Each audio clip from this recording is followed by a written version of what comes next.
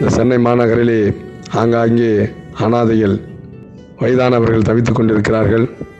அங்கே அவங்க இறந்துடுறாங்க. அதை அடக்கம் பண்ணுறது கூட தன்னுடைய மனைவியோ குழந்தைகளோ யாருமே தெரியாமல் இறந்து போயிடுறாங்க. அதனால் அதை பார்த்து இதை மனசுக்குள்ளே உயிர்த்ததை ஒரு கவிதையை எழுதியிருக்கேன். அனாதை பிணங்கள் என்று. பெற்று வச்ச புள்ள பார்க்கலை, தாலி கட்டிய மனைவியும் பேச்சு கேட்கலை, சொந்த பந்த 100 இருந்தும் சொல்லிக்கொள்ள யாரும் இல்லை, தனிமரமானேன் தவிக்கும் அனாதையானேன், வாழ வயசிற்கு வாழ்ந்திட சந்தோஷம் இல்லை, உடலும் வலுவிழந்து உள்ளத்தில் சோர்வு வந்து நெஞ்சுக்குள் தினம் அழுது வாழ்ந்த வாழ்வை மனம் நினைத்து தெருவோரம் கையேந்தி உயிர் வாழ்ந்த நாளும் உண்டு, பேரும் புகழ் வயசினிலே கண்ட சுகமெல்லாம் வாட்டி வாட்டி வதைத்தது, வாழ்வை முடித்து மகிழ்ந்தது அனாதை பிணங்கள் என்று. இது நான் எழுதிய கவிதை.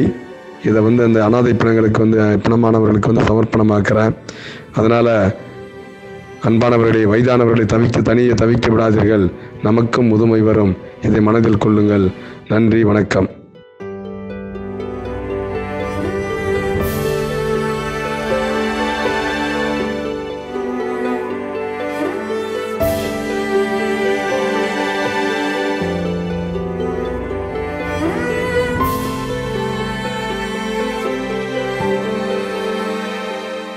இது போல மேலும் பல செய்திகளோட அப்டேட்ஸுக்கு தினமலர் யூடியூப் சேனலை சப்ஸ்கிரைப் பண்ணுங்க. பக்கத்துல ஒரு பெல் பட்டன் இருக்கும், அதையும் கிளிக் அப்படின்னு பிரஸ் பண்ணிட்டு Facebook, Twitter, Instagram போன்ற சமூக வலைதளங்களையும் எங்களை ஃபாலோ பண்ணுங்க.